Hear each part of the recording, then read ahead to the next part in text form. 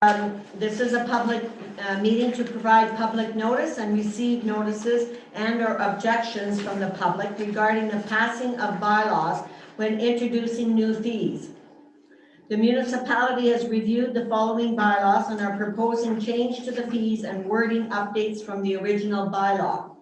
You will have an opportunity to provide comments to us by text or by email by the next meeting, May the 18th at 6:30, when council will be reviewing any comments that we receive in.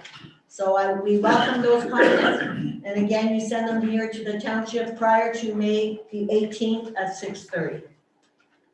All right, so council, we're going to do the first one is the waste bylaw, amendment 162015. The highlights to those amendments on the waste bylaw is A, we're doing some minor wording changes. B, we're updating the recycling list of accepted materials. C, we're amending the per bag fee tag from residential from $1 to $2 per bag. And D, we're correcting the commercial per bag tag fees from $1 to $2 per bag. Madam Mayor, can I just, we already were charging the $2. It was just That's a correct. We correction needed in the to bylaw. fix the bylaw. Okay, thank you. The second part, we're increased sorted demolition fees. So we're going to reflect the increased municipal costs to dispose of the C&D material. So in 2020, the municipality spent over $150,000 for this disposal. So from now on, then it's going to be utility trailer from $7 to $30 per load, 1/2 ton truck from $7 to $30 per load, single axle truck or roll-off bin from $30 to $150 per load, a tandem truck or roll-off bin from $150 to $360 per load. And again, to the public, we're trying to recover some of those costs because everybody paid that $150,000 into the kitty, and we're trying to recover some of those costs from the users. We're going to increase the brush fees, a single axle truck from $30 to $150 per load, a tandem truck from $150 to $360 per load. Again, we're trying to recover some of the costs that we've incurred as they have gone up. And we're no longer going to take contaminated soil. The pine needles, the grass clippings and leaves are no longer going to be free to the public. A utility trailer from $7 to $30 per load. 1/2 ton truck from $7 to $30 per load. Single axle truck or roll-off bin from $30 to $150 per load. A tandem truck from or roll-off bin from $150 to $360 per load. There'll be an increase in the furniture fee from $5 to $15 per item. We're going to increase the fridge and air conditioning units to $35 per piece, and that's to recover the cost of draining, getting professionals to come in and drain the freon. The construction bylaw amendment. So this is another bylaw that we have in front of us. And I'm going to ask our building inspector, our CBO, to speak to the public and to council regarding this. Yes, please, Tyler. Do you want me just to cover the fees for now, or the full verbiage? All of it, yes, if you don't mind. Okay, yeah. Yeah. Okay, Take a couple minutes here. yeah, go ahead. So the policy bylaws and procedure committee met and reviewed Kilo Hagerty and Richards' building permit fee structure and subsequent construction bylaw content. The following report are the recommendations that the committee is proposing. Please note, I have also since that time provided some minor updates and changes to the swimming pool enclosure bylaw that were not discussed at the committee meeting for council's review tonight. Both bylaws have been reviewed and discussed with the municipal solicitor. Kim's going to hand out the changes. I'll start touching on them while she's doing that. Majority of the changes, this is the swimming pool bylaw, majority of the changes pertaining to outdated verbiage such as changing wording from Reeve to Mayor. It's been a change for a while now. Legislation, wording, updates, etc. added definitions that were not present before, and organized alphabetically. Included provisions for expired permits. If a permit is issued and no construction commences in 6 months, permit may be considered expired by the CBO. If after some construction is completed, but a period of 12 months of no activity occurs, the CBO may consider the permit expired and therefore revoked. No notice is required to be provided to the applicant. These timelines align themselves with the provisions in the Ontario Building Code Act. We adjusted the fee to line up with the committee's proposed fee increase listed on the construction bylaw, which is $100 from $50 for swimming pools. Added verbiage stating the pool enclosure and pool itself constitute the need for a permit and a fee. However, any attached decks or structures also will contribute to permit fee square footage. We changed verbiage to address above ground swimming pools where the pool walls over 1.2 meters in height will be considered an enclosure. In the past, we issued permits for this and stated that they required a removable ladder or safety device to lock access to use the ladder. The wording for this needed some changing, so we reviewed and updated. Further added, if the ladder wasn't removed during non-use or a locking safety device wasn't in operation, it would be a contravention of the bylaw. Any questions on the swimming pool? Swimming pool? I just did the swimming pool enclosure. Yeah, okay. Questions, council? It was mostly just updating the removing of the ladder when not in use and increase from $50 to $100. So. Yeah, good. So this, and sorry, Madam Go Mayor, ahead. so this bylaw was last updated in 2001, so it's Yeah. 20 years old. Yeah. Okay. That's why we appreciate, Yeah, it's a lot of work, yeah, So to go through all there's that. two copies of both the construction and the swimming pool enclosure. You'll see the one copy with all the red markup. Yeah. That's some shifting around we've Yeah. done. And then, of course, the final one. Clean copy, The yeah, clean copy, yeah. perfect, thank you. okay, any comments? Anybody? Questions? Thank you, Tyler. The construction bylaw changes. In this one, there was further verbiage updating. The definition of a temporary house trailer or motorhome. Does council want this exact definition to remain? Do you feel it necessary to state that they hook up to electricity to be a portable trailer? Is there any thoughts on hooking up to the electricity? Do you have any recommendations to council, Tyler, on that issue? Well, right now, a trailer wouldn't meet in the bylaw if it didn't hook up to electricity. So to me, I don't feel you need electricity in a travel trailer, so. He's suggesting that not be a necessity. I agree. Anybody want to pick your hands up if you agree to that change? Okay, everybody, Tyler, so okay, you've got permission on that? The committee proposed that section 16.1 changed how fees were calculated in relation to walkout basements. Now we will be including the entirety of a walkout basement regardless if it's finished or not. Will be treated for the purposes of fee structures as another story. Basements, finished or not, are not part of the calculation. So the construction bylaw in the past, if we had a 2-story house with a basement, you would be charged a fee for the main floor plus the 2nd story, but the basement was exempt. Houses now are just 1 story with a walkout basement that's, for all purposes, another 2nd story. It needs a whole swath of inspections. For the longest time, I've been calculating it based on half the square footage because half is exposed and half isn't. So when the committee met, we discussed just including it as part of the fees. Change verbiage for natural disaster. Previously, just had wording for fire-related incidents, but over the years, we've allowed permit fee exemptions for ice, flood, windstorm, damage to aid the taxpayers. This section is allowing some flexibility when reviewing permits where they've been harmed by some sort of natural disaster incident that's beyond their control. Again, council, if you have questions, stop them when we're on that topic. Okay, Tyler? Added verbiage for expired, abandoned, and revoked permits.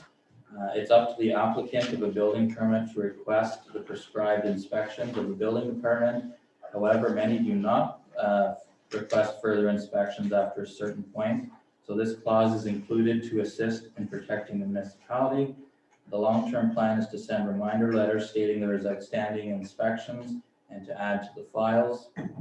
But as per the building code, permits do expire, and this is just adding verbiage to our construction bylaw to reflect the same. Questions? Okay. Sorry. Oh, So this is saying you will send out a reminder, you just won't? The reminder is the municipality taking that extra step to say it's up to the applicant to request the next inspection. Our files indicate, our last inspection was a framing. Please request the next inspection so we can close the permit. Okay, and basically all it is just as long as we send the reminder, you're not just gonna close them. Without the- Yeah, like we're gonna send the Yeah. reminder, but at the end of the day, regardless of the reminder or not, Okay. it could still be closed. So they know this going into the permit. It's prescribed inspections. After 5 years, can't get a call for the next one when half of it's done. So, this is just, again, further protecting the municipality in these cases. Going into this year, we're gonna start putting notices with it to say this is occurring, the expiry, et cetera, so. Good, thank you. Section 24 pertains to discussion on the allowing of existing dwellings to be utilized temporarily until a new house is constructed.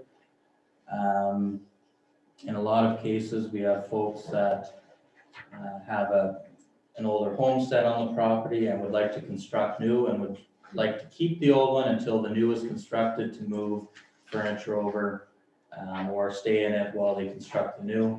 Our bylaw does not allow 2 dwellings on one lot at once. This just gives more flexibility to the taxpayers to build their house without having to worry about the old one, transfer of goods, place to stay kind of thing. So we've been doing that so far with written letters, et cetera. This is just tightening up the bylaw. Questions? Okay, continue. Most of our, onto the fee portion. Near the end of the construction bylaw. Penalties and enforcement? Schedule A, page 9, of the construction bylaw. So most of our fees have changed. It's a minimum $100 for most fees. Square footage monetary fees have increased. Please note that our fees are still the lowest in the county right now. And we don't have any additional development charges, so that's another bonus. To put into perspective, during the committee meeting, we compared the price difference between the same project with the old fees to the new fees. In this scenario, take an example of an applicant proposing a 1,500 square foot dwelling with a 600 square foot deck, 800 square foot detached garage, and a class 4 septic system. A project of this scope would be valued around $400,000. With our old fees, this project would have cost them $910 in fees. So very, very small. With the new permit fees, it would only cost $1,490. So still very reasonable. And no development charge, that's And the no killer. development charge. Yeah. The township has no such fees. Now, each fee is changed. I can go one by one if you'd like. I just have to pull up the old one here. Yeah, I think it's for the public to be aware here. And council. Wait 1 second.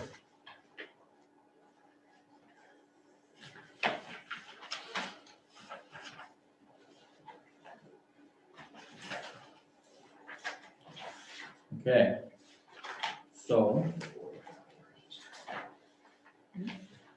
under residential buildings, it went from 20 cents a square foot to 40 cents a square foot. Minimum went from $75 to $100. Commercial fees went from 25 cents a square foot to 60 cents a square foot. Minimum was 75, minimum is now 150. Residential accessory buildings went from 15 cents a square foot with a minimum $50 to 35 cents per square foot, minimum $100. We added a new line item for commercial accessory buildings. So if someone were to build a garage or any sort of accessory building to their business, they wouldn't be stuck with the full fee price. So we added that in, compared it with other municipalities, and it came out to 55 cents a square foot, minimum 150. Swimming pool went from $55 to $100. Farm buildings went from 10 cents per square foot, $50 minimum, to 15 cents per square foot, minimum 100. A demolition permit went from $25 to $100. Compliance letter went from $25 to $50. Plumbing fees remained at no charge. A change of use permit went from $25 to $100. A conditional permit went from $50 to $100. Now our sewage permit fees, they have all remained the same. There were no changes to those, so I won't go over them. We added 3 more line items that weren't previously in the construction bylaw. One is an occupancy permit / final inspection deposit fee. This is a new pilot project of sorts, touching on the expired permits, revoked permits. With these folks that aren't coming back for their final inspections, their occupancies of the new dwellings, this is a way to try and get folks to come back and request those last inspections. We're proposing a $100 fee on top of the building permit fee that they would receive at the end of the project at the completion / occupancy stage. It's due diligence on our part. It is again up to the applicants to request these inspections, but hopefully this is a bigger drive to come back and close up open permits. We also added a line item for reinspection of defective and incomplete work. Additional inspections required at $50 a visit. This is not something that would be used very often, except in times where 4 or 5 site visits might be required because the work isn't getting to that state that it's supposed to. The last line item that was added was the refund / withdrawal of applications. Over the past couple of years, we've had multiple projects submitted with full house plans. We've reviewed, spent the time working through, looking through zoning, issuing it, all the administrative work to have them retract the permit afterwards, or someone has applied for the same permit 3 times and withdrawn each time. It's time, right? So we added a line to the bylaw similar to other municipalities where 80% of the fee paid shall be refunded if the refund is requested and accepted at the application stage. 60% of the fee paid shall be refunded if the refund is requested and accepted at the review stage, and 0% of the fee paid shall be refunded if the refund is requested for an abandoned, revoked, or expired permit. So those are the fees, if anyone has any questions. Okay. Any questions on any part of Tyler's presentation? Just for council's information, last year we had a total of 91 building permits, estimated value of $5.17 million. Building permit revenue was only $7,600. $7,655.97. And our septic permit revenue was $12,300. So that's a lot of estimated value and not much recouped. It doesn't look like it's user pay. So, and I think I've touched on everything, so. Okay. So Brian? Did the septic fee permits change at all, any of that? No, it stayed the same. The only thing that's changing is the $100 deposit also applies to the septics. Generally, the septic installers are good at getting their final inspections. In certain cases, they're not, so this covers that too, so. Okay, thank you. Any further comments or questions of Tyler? Thank you very much, Tyler. Okay, council, then we go back to the water and sewage bylaw. Highlights, the wording, there's some wording updates. B, council passed a resolution in 2020 to adopt a 5-year financial plan according to legislation under Regulation 453 to be compliant with the MO Ministry of Environment. Aqua, who operates our plant, provided a financial plan which was adopted by council in 2020. As there is no new growth to spread the increased cost each year to operate the plant, the municipality will be increasing the rates per schedule effective with the passing of this bylaw in May 2021. These increases are forecasted until the year 2026 and will be reviewed each year. At this time, the sewage rates per month will not increase in 2021. And lastly, the schedule of fees for municipal services, amendment number 30-2002, the highlights. Again, there's wording updates, cleaning up the wording. B, the schedules will be updated to reflect approved changes to the bylaws above. We will update fees increases to the following services if approved by council, as well as incorporate the increased fees proposed on the above bylaws. 911 signs will go from $50 to $100. Sign replacement from $10 to $20. Post replacement from $10 to $20. Tax certificates are going to go from $25 to $50. Marriage license will go from $75 to $125. Death and birth registrations, $10 to $15. Sewage and water hookup, $2 to $100. So again, this is to reflect the cost. So we've had increased in those services, and we're trying to make it user pay. It still doesn't cover all the costs, but it's getting closer. So council, do you have any questions on any that I read, on any part of what I read? I just was whispering to Sue, the sewage hookup, $2, like. That must have been from the 1980. So we haven't had an increase to the taxpayers since 1980, and that's why the big jump. Yeah. When they ask me in town about hooking up and I tell them $2, they think I'm joking. Well, I would too, honestly. You can't even buy a coffee anymore for And my $2. copy of that, yeah. Yeah, so. Okay, so we, any questions on the waste? Okay, and then Tyler went through his swimming pool and the construction bylaw, and then we went through the water and sewage bylaw, and we went through the municipal services that the increase in fees. So to the public and to council, every fee structure, having trouble with that word, every fee structure that we have and that we're about to increase is before the public. So you are welcome to make comments. And again, I'll tell the public that this is to reflect the actual cost that it costs the municipality to provide those services.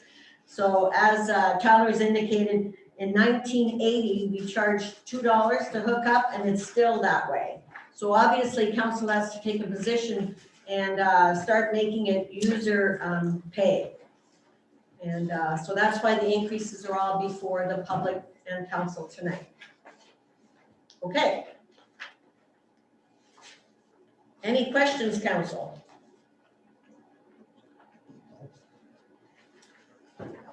Anything in committee of the whole? Any new business? Yeah. Okay. So,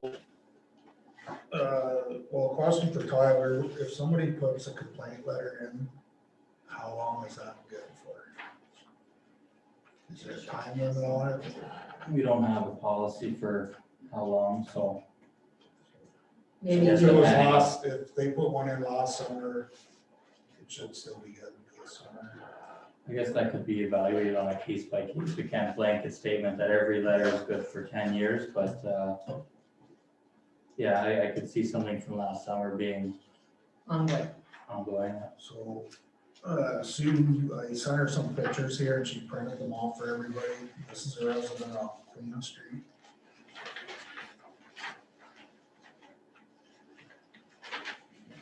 And complaints were, Well, the complaints are they can't sit outside. The skunks, the mice, the stench, they can't barbecue, they can't open their windows. And it's based on the smell. The smell, and has a formal complaint been, there was last summer. that's the one that you were talking about, that it was last summer, and nothing was cleaned up on? Well, not really, and then winter came and everything freezes, right? Yeah. Okay. So, Is this the ongoing problem? Yes. this It's is a one of different- the. it's a different- Well, this is different, yeah. Yeah, it's a different. It's a different one? Well, it was brought up before. Oh, he brought it, oh, yes, you just told me about that. Yeah. Okay. So, just I'll remind council and the public on property standard issues, the complainant must sign a letter and submit that letter with the complaint, and they have to sign it. That is part of the process. The property standards addresses health and safety issues. And we have gone to courses and I've talked to other municipalities that have challenged property standards issue. And judges tend to say, just because you don't like a box on the lawn doesn't mean that they should have to hide it. That's their prerogative. So we have to be very careful about what we go after. So council's position is that we always want to protect the public's health and safety. So if it is a health and safety issue, then our bylaw enforcement officer, Tyler Mask, will look into it and address it. And, there's a process. So, and again, the complainant must sign the complaint and they have to be willing to go to court if it gets to that point. If we end up going to court and challenging the person, if they refuse to comply with our bylaw, then we need that complaint in writing and we need that person to come and testify. The judge won't listen to municipal staff. It has to be because somebody has put a complaint in and that person has to be willing to stand up and speak to it. So that's why we've got a process in place. If the public wants us to address and look after those issues, they have to be willing to come forward and help us fight. Or it's a waste of taxpayers' money to go to court without that documentation. So we have talked to council about this and that's why it's necessary to have that. And again, it's got to be on a health and safety issue. So obviously Teddy's telling us this is exactly if there's a smell and Carl? Debbie can testify to this. Joe and I went to a meeting in Deep River, and it literally come down to, it's one of the hardest bylaws to enforce. And if you don't like what your neighbor has in his yard, they said at that meeting, put up a fence. Right, Deb? It's one of the hardest. It is hard to enforce. But It was just like you have no grounds, I don't know what you can do. well, but I want the public to understand that we won't allow anything that's a health and safety issue, so that we will move forward, that our bylaw enforcement officer will move ahead. But again, I know, because I've talked to colleagues that have challenged it, just because they have a box on their lawn and you don't like that box doesn't necessarily mean it's a property standard issue. But in this case, it's a smell and those kind of things, then if the complainant has signed a complaint, then we will be acting on it. And Tyler's telling me that it is an ongoing issue. We tried to deal with this last year, all right, Tyler? Sometimes they're reoccurring and we have to reoccur and reoccur and reoccur. Well, this one here, as far as I know, they do not have hydro. Yeah, I heard that. So there's pails outside that they're pretty sure are full with Waste. human waste. Now, I guess then the bylaw enforcement officer would have to look at that and then call the health unit, that's their issue. So again, it's in a process, it's not gonna happen overnight, I know things, people like things to move quickly, but there is a process. And, I tell taxpayers that call me and say it's not fast enough, well, if you want us to win and want us to deal with it, you gotta go through the process. If you think we can just do things off the cuff and hope it'll go away, sometimes it does, but sometimes it doesn't. Okay, so Tyler has that in front of him, Teddy, so you could tell the complainant, if they've signed a complaint and he's saying it's still valid, then we'll look at, okay? Thank you. Anybody else have anything in new business? Yeah, oh, I have got a few more calls on the boat launch. Brown Lake, Yeah, just for hard Yeah. boats in and out. and we're looking at, Looking at that map. Yeah. I just, for my clarification, because they were asking me questions and I couldn't remember. We are told by the ministry when that lake has to be lowered, correct? we, stakeholders did, yes, Yeah, yes. so they're told by the ministry that that must be lowered by start date, whatever. Yes, again, that too is a process, so, when we started looking at the amendment to do a lower drawdown, a quicker, fall drawdown, the minister, we had to satisfy 52 agencies, and one of them is, we have to protect the fish, and we have to protect the turtles, and so we had to go with ministry guidelines on when the fish spawn and the turtles start hibernating, so using that data, then they determined when we could start that drawdown, and we follow that, and we have followed that. But it was the stakeholders that asked for that amendment to be, the amendment to be a permanent amendment, and we, of course, are the lead for those stakeholders. Thank you. Okay? Anybody else?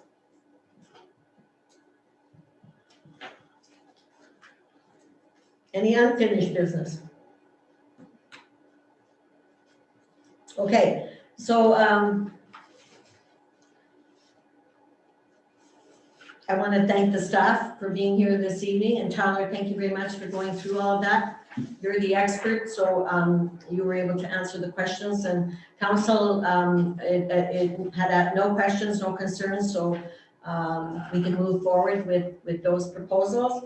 And again, the public, you have till May the 18th at 6:30 to provide comments, good, bad, or whatever you feel you'd like us to know about what, and make sure you cite the bylaw so that we're aware of what it is that you're addressing with council. And council will look at all those comments, and then we will determine if there's going to be changes or if it remains the same.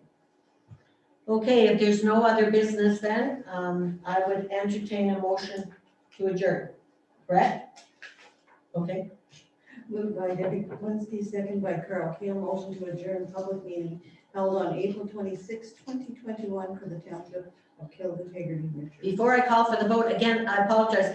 I want to thank the public for taking part and for being out there and listening to the changes that we're proposing. And I hope that I was quite clear in why council is doing what we're doing. We're trying to make it cost recovery and the user pay $150,000 and we only, we collect only a small portion of that, and the other taxpayers have to pay. So that's why we did what we did, and that's why we're making those changes.